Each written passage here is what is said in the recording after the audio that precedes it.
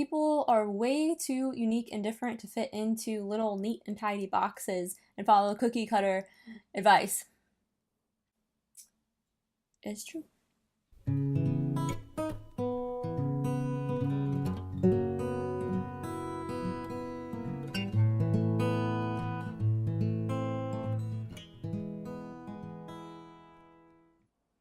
Well, hello, my friend. This is the very first episode of Real Talk with Anna Real. And if you couldn't guess from me being in this video and this lovely A-labeled mug, I'm Anna Real. So let me tell you a little bit about myself so you're not just watching some stranger. I love hot chocolate, and it's going to be interesting to see if I can drink this hot chocolate or finish this video before it gets cold. And even more so than hot chocolate, I love having deep conversations with people, and I really want these videos to just feel like you are in this living room with me, you know, just sitting across from each other, just having a good one-on-one conversation with a friend, you know, the real you, the real me, having some real talk about real life. A little bit more about me. I'm a bit of a nerd. Just look at how many TARDISes I have in my living room. I also consider myself to be a multi-potentialite, and if you don't know what that is, check out the link below to this great TED Talk about it. Marie Folio calls it being a multi-passionate. I've also heard it referred to as a polymath or a Renaissance soul. It basically is just someone who has a hard time choosing one path in life because they have so many passions and interests. Some of my main passions: I'm an artist. I dabble in many different mediums, but I mainly do digital illustrations. I am also a singer, and I play guitar, and you might see some of that in future videos if I can work up the courage.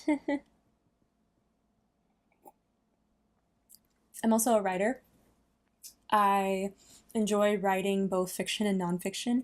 I've had a personal growth blog for about 3 years now, which leads me to the purpose of this channel because it happens to relate to the purpose of my blog. Who would have known? My blog's tagline is "Know yourself, grow yourself," because I believe that an understanding of self is crucial for personal growth. I've seen it in my own life, and I've seen it time and time again in the lives of others, that the more you understand about who you are, the more growth that you'll see and the easier it will be to reach your goals. For example, I've heard so many people talk about, trying to work towards reaching a goal. Let's say it's wanting to lose weight and work out more, and they'll come to me and be like, I just can't get myself to work out. I've been listening to this fitness guru over here, and they told me, like, you have to get up at 5 a.m. each morning and work out, and I just must be lazy or something because this is not working. And I'm like, hun, you're not a morning person. That might be why it's not working, Why do something that you don't like during the time of day that you hate? That just makes it doubly difficult to be able to reach your goals. So, maybe try working out at night when you have more energy. Or I had extroverts back in college who would ask me, how do you get all your homework done? How do you stay so disciplined? And I realized that we're just very different people, and so what works for me may not work for them. And for me personally, it helps me a lot to have bigger chunks of time to focus on things. It's just whenever I get interrupted, it's really hard for me to, it takes me some time to get back into what I was doing. But a lot of extroverts I know probably could do better with having smaller chunks of study time, breaking it up with more breaks to get out and do things and talk to people, and that helps them be energized to be able to go and study and really retain the information. And I'm also super impressed by some of my extrovert friends who could easily jump back into whatever they're doing. Like one time I was in the library, and this person was away from their desk for a while, but then they come back, they just like they open up their computer, they plop down in their chair, and like within 5 seconds they start typing away. And I'm like, what the heck? Like how, like you didn't even read the last sentence you wrote. You just jumped, like you just got right back into it. And like that's not me, but I'm super impressed for those who can do that. My point is, people are way too unique and different to fit into little neat and tidy boxes and follow cookie cutter advice. You know, what works for one self help guru may not work for you, and what works for you may not work for me. That's okay. And that is totally normal. It just breaks my heart to see so many people beating themselves up because they can't accomplish their goals by following the steps of some other popular blogger out there. And they feel like something's wrong with them for not being able to do it like this other person is doing it, when reality it's just because they have a different personality type, and so of course it's not going to work for you. Another example, I've heard it so often preached that, like, as a fact, that we all need accountability and it's the only way to reach your goals, accountability, accountability. But have you met the kind of person that, you know, it's what Gretchen Rubin would call the rebel tendency? These are the kind of people, and maybe this is you, I don't know, but it's the kind of person who, if someone tells them what to do, it kind of instantly makes them not want to do it. So clearly, accountability doesn't work so well for most rebels. I, on the other hand, I'm the tendency called the obliger, and so accountability works remarkably well for me. A lot more than other people. But if you want to learn more about Gretchen Rubin's The Four Tendencies, I'll link a blog post down below for you.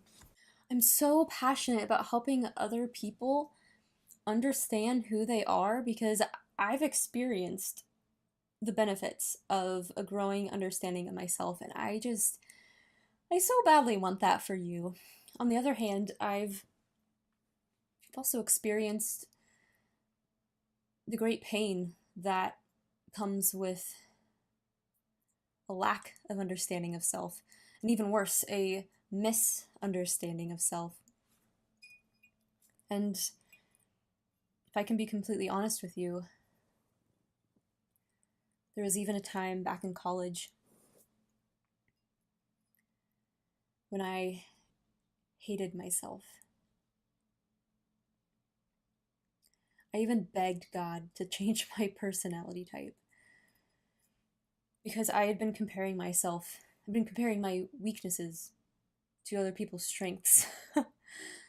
It took me a really long time to realize that my strengths were strengths, you know, because I didn't know that other people couldn't do those things that came so naturally to me because, you know, you take it for granted because you just naturally do them well. And, you know, so it took me a while to even realize that that was different, that that was a unique strength to me. But at the time, I felt like I wasn't capable of anything. It's always been my biggest desire to help people, but I felt like I would never be able to help anyone. But then there was this instance when a friend came to me, and I was actually able to really help her. And I went back to my dorm room, and there was this little voice in the back of my head that said, "See, you can help people. Not many other people could have helped her the way that you just did. You do have strengths, and a certain set of strengths and weaknesses for a reason." You know, it's kind of like we're all pieces in a gigantic puzzle. Every single piece is necessary to create something beautiful, and every single piece has a purpose. You know, you can't just go cramming yourself in all willy-nilly, like where you don't fit. I mean, you can try, but if you do somehow manage to cram yourself in, it just kind of messes up the whole picture. You know, like you can't just go cramming an eyeball where an elbow is. Like, that's cray. But you have a place that was designed just for you, where you fit in perfectly. And if you can find that place where you fit, it not only feels amazing for you, but you get to be a part of something so much greater than just yourself. We need each other. We need our differences. We need our different sets of strengths and weaknesses. You may not think that you have strengths, but my friend, I promise you, you have strengths. So anyways, that's why I'm so passionate about helping people understand who they are and learn how to apply it so that they can grow and reach their goals. I've experienced both the horrible feeling of a lack of understanding of who I was and a misunderstanding of who I was. But I've also experienced the amazing feeling that comes from a growing understanding of who you are. And honestly, it's helped me love and appreciate myself so much more.